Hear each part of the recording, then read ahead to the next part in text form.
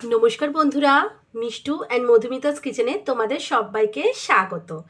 আজ আমি তোমাদের করে দেখাবো একটা নতুন ধরনের টিফিন রেসিপি। বাচ্চারা ভীষণ বায়না করে বিভিন্ন সময় টিফিন, ব্রেকফাস্ট বলতে পারো, আবার অনেক সময় ডিনার রেসিপি বা কোথাও যাচ্ছ প্যাক করে নিয়ে যেতে পারো, এরকম একটা রেসিপি।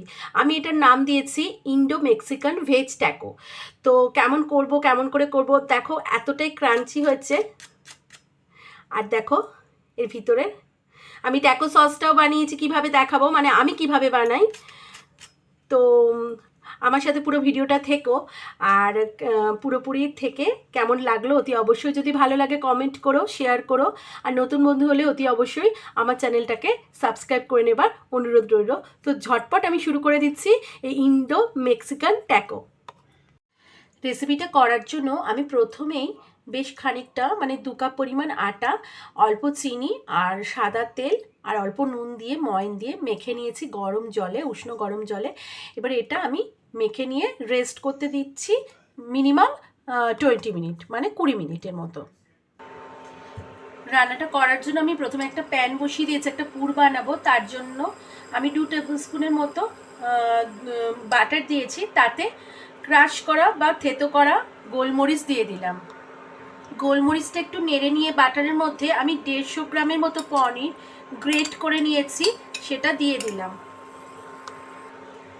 পনিরটা এক সাইডে ভাজা হচ্ছে, আমি ঘি মানে বাটারের মধ্যে একটু কাঁচা লঙ্কা কুচি আর অল্প আদা গ্রেট করা দিয়ে একটু নেড়ে নিলাম। আমি ওটা দিতে ভুলে গেছিলাম, তাই জন্য সাইডে দিয়ে একটু ফ্রাই করে নিচ্ছি।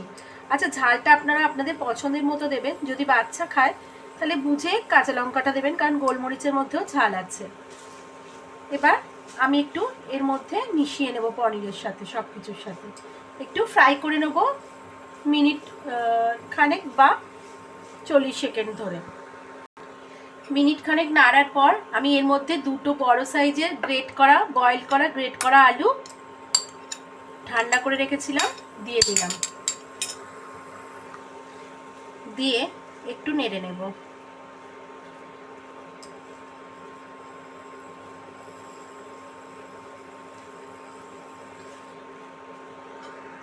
এর মধ্যে পরিমাণ মতো নুন, 1 টেবিল স্পুন ধনে ভাজা গুঁড়ো, 1 টেবিল স্পুন জিরে ভাজা গুঁড়ো দিয়ে ভালো করে মিশিয়ে নেব।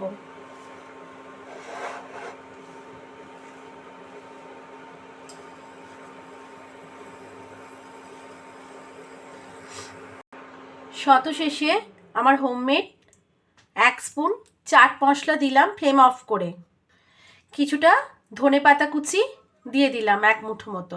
আর শেষে অরিগানো দিয়ে দিচ্ছি 1 টেবিল স্পুনের মতো।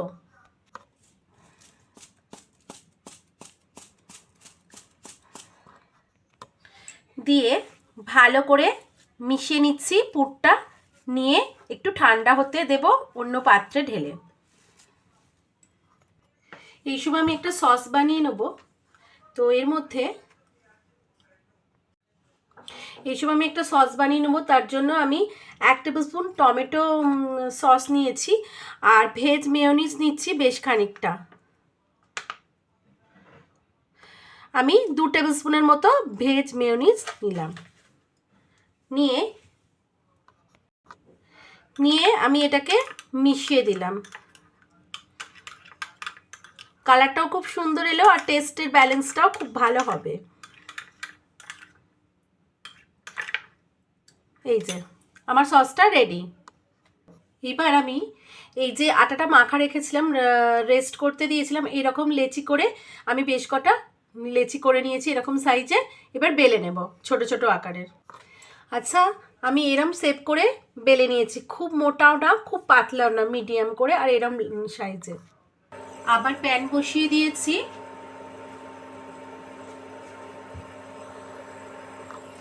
প্যান গরম হয়ে গেছে। এবার আমি জাস্ট বেলা এই রুটিটা আমি দিয়ে দিলাম। আমি এটাকে এপিট ওপিট করে হালকা করে এমনি প্লেন তাওয়া রুটির মতো সেঁকে নিলাম।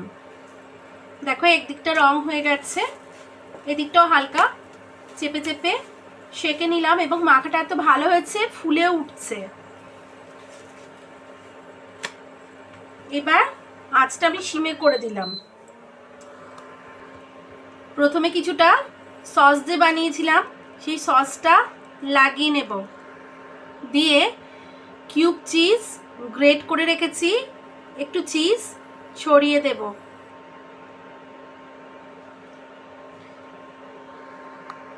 এবার পনির আর আলুর যে পুরটা বানিয়ে রেখেছিলাম এরম সিলিন্ড্রিক্যাল আকারে এরমভাবে জাস্ট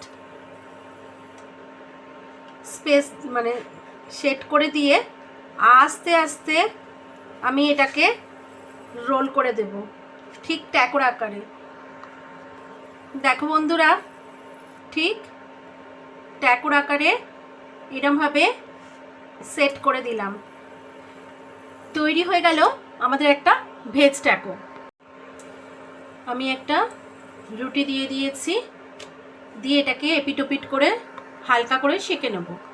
দুপিটটা হালকা করে সেঁকে নেওয়ার পর আমি যে সসটা বানিয়ে নিয়েছি বাড়িতে, সেই সসটা স্প্রেড করে দেব। তারপর কিছুটা গ্রেট করা চিজ ছড়িয়ে দেব।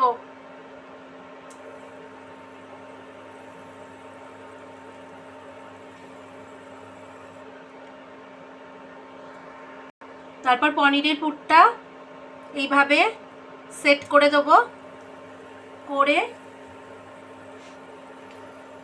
আস্তে আস্তে এইভাবে আমাদের ভেজ ট্যাকোটা তৈরি হয়ে গেল। আরও একটা ভেজ ট্যাকো সেমভাবে রেডি করে নিলাম। আরও একটা ট্যাকো রেডি। তো আমার তৈরি হয়ে গেল সমস্ত ট্যাকোগুলো, ভেজ ট্যাকোগুলো। আমি এখানে ইন্ডিয়ান ফ্লেভার মিশিয়ে আর মেক্সিকান ফ্লেভার তো রয়েইছে, তাই দিয়ে তৈরি হয়ে গেল আমার নিজস্ব ইন্ডো মেক্সিকান ভেজ ট্যাকো। তো বন্ধুরা, কেমন লাগলো রেসিপিটা? দেখো ট্যাকোগুলো কত সুন্দর হয়েছে পুরো, আর দেখো কি দারুণ হয়েছে, যেরমভাবে হয় ঠিক সেরম কিন্তু। দেখো তো কেমন লাগলো বন্ধুরা, ভিডিওটাতে আমার সাথে থাকার জন্য অসংখ্য ধন্যবাদ। আবার হাজির হয়ে যাবো নতুন কোনো রেসিপি নিয়ে। ততক্ষণের জন্য টাটা, তোমরা ভালো থেকো, সুস্থ থেকো।